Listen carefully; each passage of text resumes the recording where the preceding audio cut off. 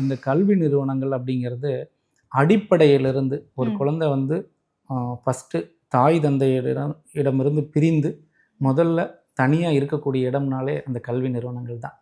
அப்போது நீங்கள் இதை வந்து எப்படி எடுக்கணும்னா, அந்த ப்ரீகேஜிலேருந்து யூகேஜி வரைக்குமான கல்வி நிறுவனங்கள் நிறைய இடத்துல நடத்துகிறாங்க. நிறைய இடங்களில் வந்து பார்த்திங்கன்னா ஒரு +2 வரைக்கும் வச்சுருப்பாங்க. ஒரு சில கல்வி நிறுவனங்கள் பார்த்திங்கன்னா கல்லூரிகள் வரைக்குமே கல்வி நிறுவனங்களை ஜாயிண்டடாக வச்சு நடத்துகிறாங்க. அப்போது இதை வந்து தனித்தனியாக நம்ம பிரித்து தான் எடுக்கணும், மொத்தமாக நம்ம எடுக்க முடியாது.